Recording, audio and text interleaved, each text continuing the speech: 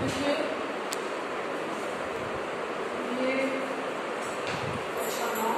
गृह विज्ञान, गृह विज्ञान है 9th का, और पहला चैप्टर है गृह विज्ञान के तत्व एवं क्षेत्र। गृह विज्ञान के तत्व क्या होते हैं और इनके क्षेत्र के कौन कौन से हैं, क्या कौन से विशेष में समाहित होते हैं, तो आइए हम लोग इसको जानते हैं गृह विज्ञान के बारे में। ठीक है, गृह विज्ञान का सबसे पहले जानते हैं पहले गृह विज्ञान होता क्या है। ठीक है, गृह विज्ञान का अर्थ क्या है। गृह विज्ञान यह दो शब्दों गृह और विज्ञान से मिलकर बना है। हमने लिखा भी है गृह और विज्ञान से मिलकर बना है। गृह का मतलब होता है घर और विज्ञान का मतलब होता है व्यवस्थित ज्ञान। इस तरह से गृह विज्ञान का अर्थ हुआ घर का सुव्यवस्थित ज्ञान। घर के जो भी हमारे प्रबंधन है, घर का प्रबंधन है, चाहे आपका जो घर का देख रेख है या उनकी व्यवस्था है, जो भी है उसमें समाहित है, उन सब का अध्ययन भी हमारा गृह विज्ञान से लिया जाता है, गृह विज्ञान में समाहित है। और गृह विज्ञान का मोटे तौर पर जानिए, गृह विज्ञान का अर्थ होता है घर का सुव्यवस्थित ज्ञान। अब आइए देखते हैं गृह विज्ञान की परिभाषा।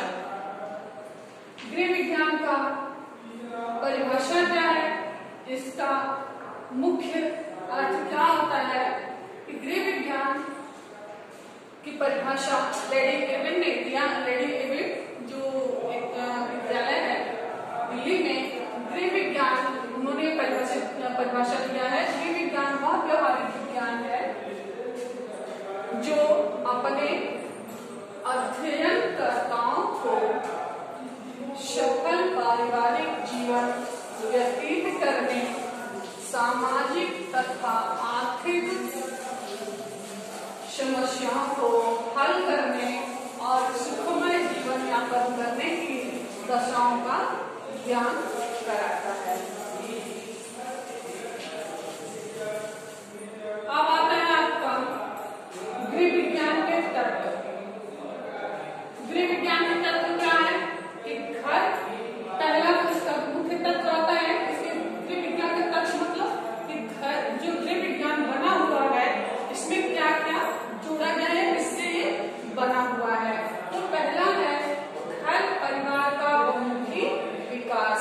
इसका गृह विज्ञान का पहला तत्व क्या इसमें जोड़ा गया है, क्या है इसका, कि घर परिवार का बहुमुखी विकास। इसमें परिवार का चाहे सामाजिक स्तर पे हो या आर्थिक स्तर पे हो या जीवन यापन की दशाओं का हो, ये सभी का इसमें अध्ययन कराता है, इसमें तत्व समाहित होता है।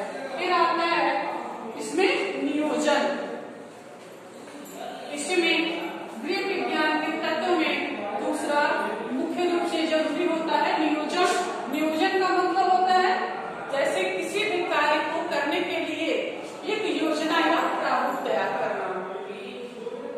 मान लीजिए जैसे हमें घर की सफाई करनी हो, तो घर की सफाई करने के लिए हम एकाएक कोई काम करना शुरू करेंगे तो सोच नहीं पाएंगे कि हम कहाँ से शुरू करें और कैसे हमारा काम पूरा होगा, और हम कोई भी काम सही ढंग से समय से नहीं कर पाएंगे। इसलिए ये योजना बनाई जाती है कि हमें सबसे पहले क्या करना है। जैसे आप सफाई पहले क्लासों में आप लोगों ने पढ़ा होगा, एट में पढ़ा होगा कि सफाई के लिए एक निश्चित योजना बनाई जाती है। वो जैसे उसमें होता है कि 4 प्रकार की होती है। जैसे कि पहले आपका आता है दैनिक, साप्ताहिक, मासिक और वार्षिक। ये 4 मुख्य रूप से सफाई आती है। एक आती है 5वां होता है आकस्मिक सफाई। तो वो क्या होता है, ये सब जो ये सफाई जो हमने आप लोगों ने किया है, इसका मुख्य होता क्या है कि ये एक योजना के तहत बनाया जाता है ताकि आपका जो कार्य है वो सरलता पूर्वक सही ढंग से पूरा हो सके। तो इसमें गृह विज्ञान के तत्व में घर परिवार का बहुमुखी विकास के साथ साथ नियोजन भी जोड़ा जाता है, नियोजन भी इसमें समाहित होता है। तो इसमें तत्व में ये नियोजन भी समाहित है। फिर आता है उसके बाद नियोजन करने के बाद नियंत्रण। हम देखते हैं कि हमारे परिवार में कि ऐसा अनावश्यक खर्चे तो नहीं हो रहा है, या कोई ऐसा तो नहीं कि जो हमारे घर के प्रबंधन में कोई ऐसा कार्य तो नहीं जो हमारे घर से अलग जा रहा है। तो उन सभी कार्यों को या कोई प्रबंधन में जो भी कमियां हैं उसमें नियंत्रण लाना। जैसे हमारा कोई ऐसे ही हो सकता है जैसे कि फिजूल की खर्ची हो रही है, जैसे हम बजट बनाते हैं तो बजट में हमारा हो सकता है कभी ऐसे भी होते हैं जो खर्च कुछ ज्यादा चले जाते हैं। तो हमको अपनी स्थिति परिस्थिति के अनुसार अपनी स्थिति को देखते हुए अपने योजना को थोड़ा सा उसमें नियंत्रण करना जरूरी होता है कि हमारा जो परिवार है वो सही ढंग से चल सके। इसके लिए अपने आप को हमको थोड़ा नियंत्रण करना पड़ता है। इसलिए इसमें गृह विज्ञान के तत्व में नियंत्रण भी समाहित है। फिर आता है मूल्यांकन। आप जब घर परिवार का बहुमुखी विकास, नियोजन, नियंत्रण इतना करने के बाद फिर आप उसका मूल्यांकन करते हैं। जो भी कार्य जैसे आप जो भी बनाते हैं, जैसे मूल्यांकन का मतलब होता है उसका निचोड़ इस चीज का। जैसे कि आप बजट बनाते हैं, मान लीजिए बजट बनाया है, बजट होता है अभी शायद आप लोगों ने पढ़ा नहीं पढ़ा है। तो बजट जैसे कि एक जो पारिवारिक आय होती है उसका एक आय व्यय का प्रपत्र होता है। जब हम बजट बनाते हैं, पारिवारिक बजट बनाते हैं, तो उसमें यह देखते हैं कि हमारा जो पूरे महीने का हमने खर्च किया है, अपने आय का खर्च किया है, उसका लास्ट में मूल्यांकन करते हैं, निर्णय देखते हैं कि हमारा क्या निरर्थक खर्च हुआ है और क्या सार्थक हुआ है। और अगली बार से हमें किस चीज का ध्यान रखना है कि वो फालतू में मेरा खर्च न जाए और मेरा जो सार्थक है वही हो और जो अनिवार्य है वही खर्च करें। तो इस तरह से क्या होता है कि सभी कार्यों का जो निर्णय निकालते हैं, जो उसका निरीक्षण करते हैं, वही हमारा क्या होता है, मूल्यांकन होता है। तो इसमें देखिए हमारे गृह विज्ञान के तत्व में घर परिवार का बहुमुखी विकास, नियोजन, नियंत्रण और मूल्यांकन, इसके ये 4 तत्व हैं जिससे गृह विज्ञान बना हुआ है। अब आता है आपका गृह विज्ञान की प्रकृति। गृह विज्ञान की प्रकृति कैसी है? तो गृह विज्ञान की प्रकृति के बारे में कुछ लोगों का मानना है कि गृह विज्ञान एक विज्ञान, कुछ लोग कहते हैं कि गृह विज्ञान एक विज्ञान है और कुछ विद्वानों का मानना है कि गृह विज्ञान एक कला है। जैसे कुछ लोगों ने माना कि गृह विज्ञान जो है विज्ञान के रूप में, और कुछ लोगों ने, कुछ विद्वानों ने माना कि कला के रूप में। तो आप देखेंगे कि विज्ञान के रूप में कैसे रहेंगे, विज्ञान की प्रकृति, गृह विज्ञान की प्रकृति। तो विज्ञान के रूप में ये विज्ञान कैसे माना जाता है? विज्ञान क्यों है? क्योंकि विज्ञान, ये गृह विज्ञान विज्ञान इसलिए है कि इसमें जीवाणु विज्ञान, प्राथमिक चिकित्सा विज्ञान एवं शरीर विज्ञान, स्वास्थ्य रक्षा और जल प्रदूषण, वायु प्रदूषण, उससे होने वाले रोग, इसके बचने से उपाय, ये सभी इसमें अध्ययन कराया जाता है। इसलिए गृह विज्ञान को विज्ञान भी माना जाता है। अब आता है कला के रूप में। कला कैसे है? गृह विज्ञान हमारा कला भी है, क्योंकि गृह का प्रबंधन, जो घर की साज सज्जा है, उसका देख रेख है, उसकी प्रबंधन व्यवस्था जो है वो किस तरह से होनी चाहिए, भोजन को बनाना, उसको परोसना जिस तरह से किया जाता है वो क्या है, उसके जो भी आप उसमें समाहित करते हैं, भोजन परोसना एक कला माना जाता है, घर को सजाना एक कला माना जाता है। इसलिए कला के रूप में जब हम उसको घर को सजाते हैं तो हमारा क्या होता है कि गृह विज्ञान की प्रकृति कला भी मानी जाती है कि कला के रूप में है, क्योंकि कला हो गया। तो इसका मिला करके हमको गृह विज्ञान की प्रकृति सिर्फ विज्ञान ही नहीं, कला ही नहीं, बल्कि दोनों माना जाता है। गृह विज्ञान की प्रकृति सिर्फ कला ही नहीं बल्कि और विज्ञान ही नहीं, कला ही नहीं बल्कि दोनों पाए जाते हैं, दोनों समाहित है इसमें। इसलिए गृह विज्ञान जो है कला और विज्ञान दोनों है। ठीक है। गृह विज्ञान के क्षेत्र, गृह विज्ञान के क्षेत्र क्या है, इसमें कौन कौन से विषय समाहित है, कौन कौन से क्षेत्र इसमें आते हैं, क्या क्या इसमें समाहित है। तो पहला हम देखेंगे कि गृह प्रबंधन एवं गृह कला। सबसे पहले इसके क्षेत्र में आता है कि गृह प्रबंधन, घर का जो देख रेख है, घर की जो व्यवस्थाएं हैं उसके प्रबंधन, मतलब उनके सारे व्यवस्थाएं सुख सुविधाओं का ध्यान रखते हुए गृह कला और घर की साज सज्जा को समाहित करना, ये क्या है गृह विज्ञान का पहला क्षेत्र है। फिर दूसरा है आहार एवं पोषण विज्ञान। इसमें क्या होता है, गृह विज्ञान के क्षेत्र में आहार एवं पोषण विज्ञान का भी ज्ञान दिया जाता है कि किस तरह से किसी भी बच्चे या महिला या एक वयस्क व्यक्ति को किस तरह से भोजन देना चाहिए, और उनके पोषण विज्ञान के जो पोषण विज्ञान से संबंधित ज्ञान है वो भी इसमें आपको अध्ययन कराया जाता है। अब आता है वस्त्र विज्ञान व परिधान। वस्त्र विज्ञान जैसे कि आपको सिलाई है, कढ़ाई है, और वस्त्र विज्ञान में आपको ये भी देखना जैसे कि आपको कभी वस्त्र किस तरह से लेने चाहिए, किसी व्यक्ति को किस तरह के कपड़े पहनने चाहिए, चाहे बच्चा है तो उसको किस तरह के कपड़े पहनाने चाहिए, और रोगी है तो उसको किस तरह के कपड़े देने चाहिए। इस तरह से क्या है कि वस्त्र विज्ञान व परिधान, इसका भी आपको इसके अंतर्गत शिक्षा दी जाती है।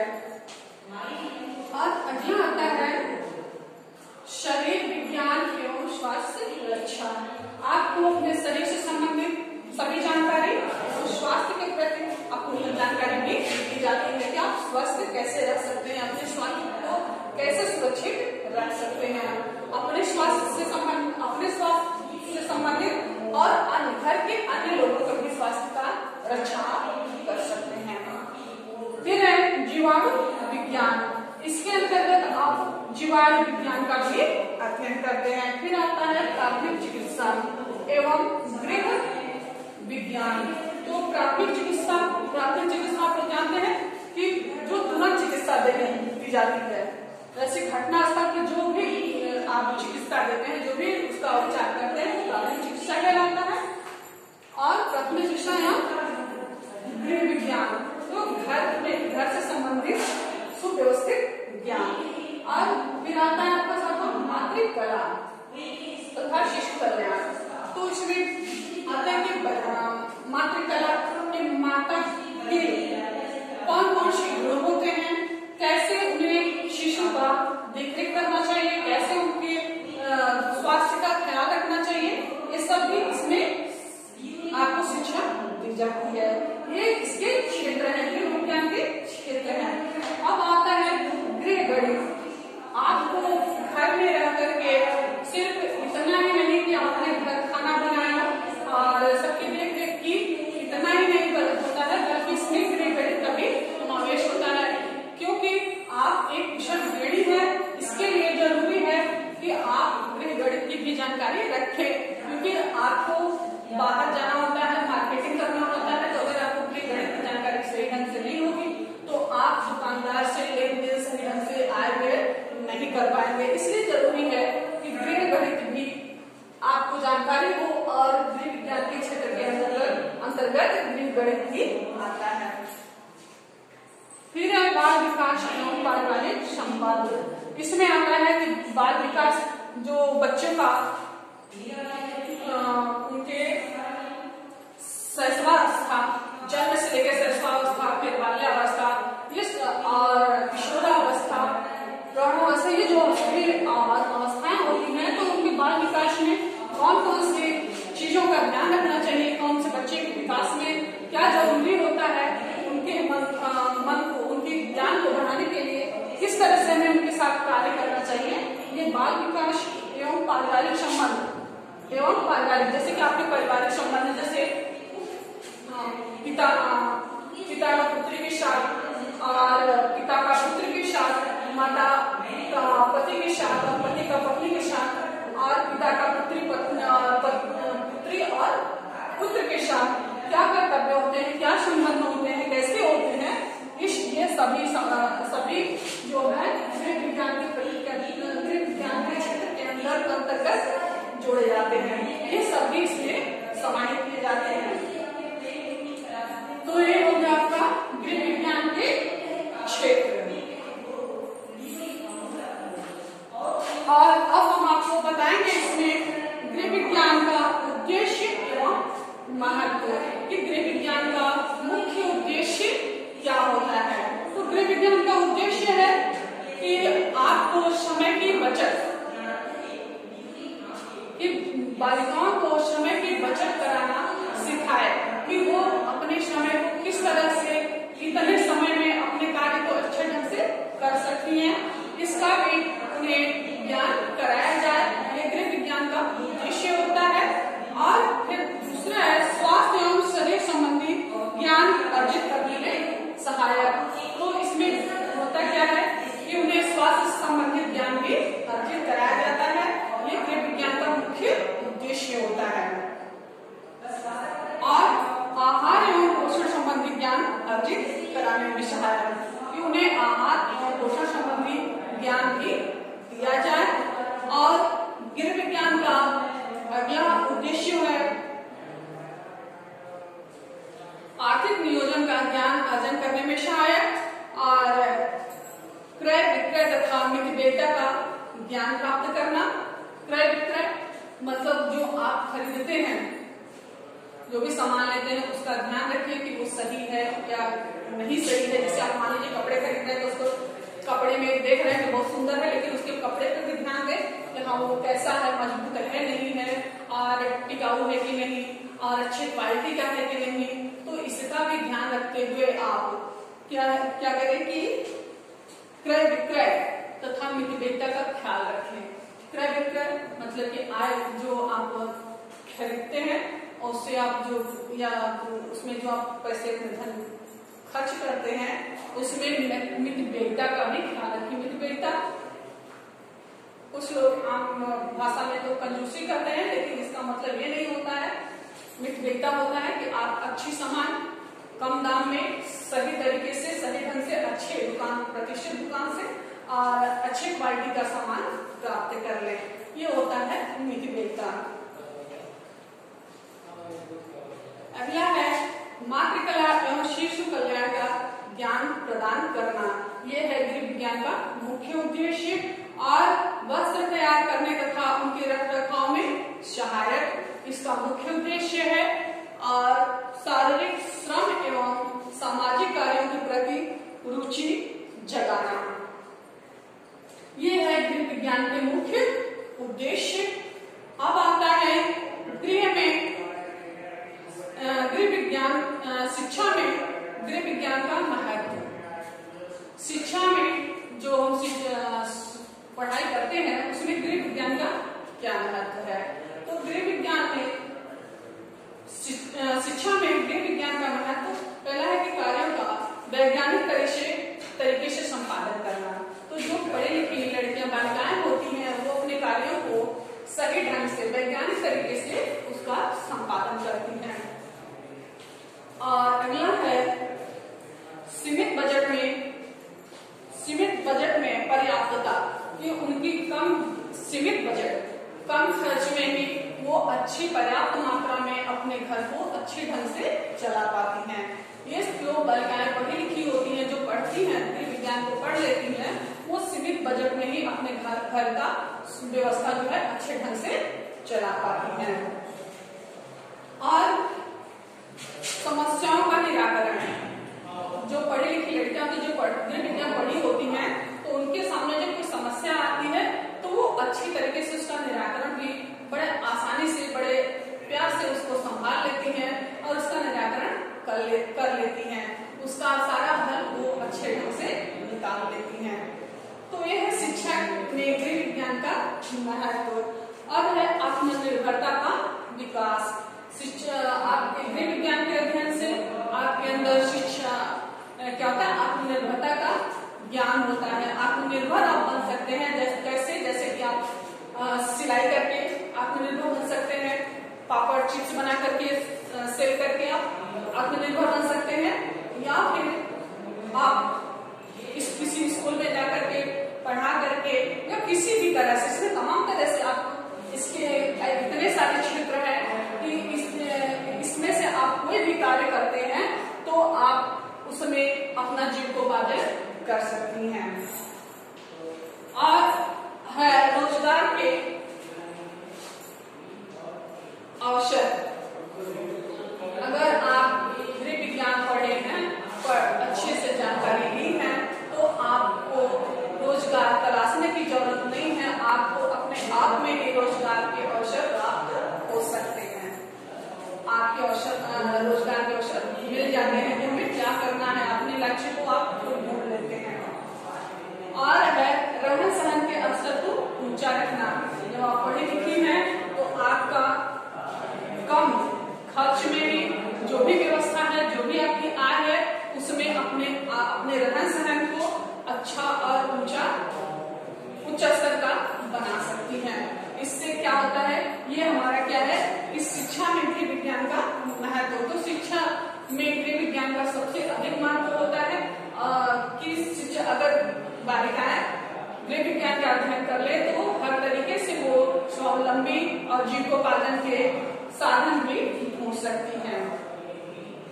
अब आता है आपका गृह विज्ञान एक रोजगार परक विषय के रूप में।